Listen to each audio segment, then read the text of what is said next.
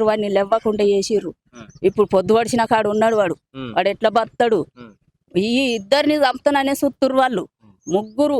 దాన్ని మొదగాలు పట్టియాలి, తల్లిని ఎల్లిని మొదగాలు పట్టిస్తే కోడలు అది ఇద్దరు వాళ్ళ సావు అయితేనే వీళ్ళ సావు కావాలి. నా కొడుకు నా భర్తకు పాన భయం ఉంది, మాకు కూడా పాన భయం ఉంది. వాళ్ళు జైలుకి వెళ్ళి వచ్చినా కానీ నలుగురిని మొత్తం వాళ్ళు ఎప్పుడు చంపుతారో తెలియదు. మాకు మొత్తం పాన భయం అంటే పాన భయం ఉన్నది మాకు. ఇప్పటికి కూడా వాళ్ళు టౌన్లో ఉన్నా కానీ మాకు గండమే ఉన్నది. వాళ్ళు ఎప్పుడు వచ్చి చంపేది తెలియదు, వాళ్ళు ఎప్పుడు ఏం చేసేది తెలియదు.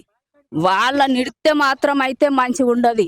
అందరూ ఏం చేస్తారో నా కొడుకును నా భర్తను మమ్మల ఏం చేస్తానని చూస్తారో. నాకు ఇద్దరు ఆడిపోరగండ్లు, ఆడిపోరగండ్లకు లగ్గాలు చేసినాం. అది చేసిన బోరు మీదకే పోయింది, దాని పొలం మచ్చ కట్టిందే పోయింది.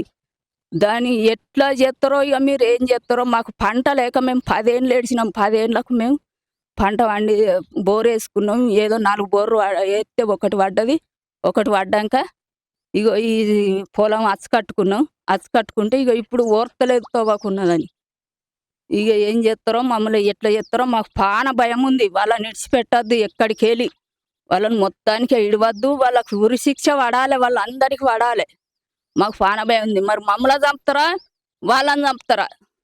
ఇక ఏం చేస్తారో మీరు. దయా మీకు దండం. ప్రాణ భయం ఉందంటుంది అమ్మ. నాన్నకు మీకు గంతగానం ఎందుకు దాడి చేయాల్సి వచ్చింది?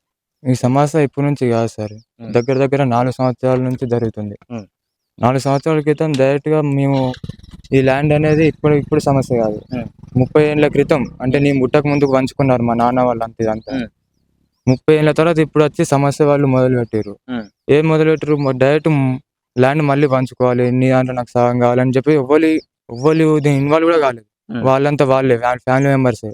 4-5 ఉన్నారు, అంటే 5 ఉన్నారు. అమ్మ నాన్న 3 కొడుకులు. డైరెక్ట్ గట్టి పెట్టేసారు.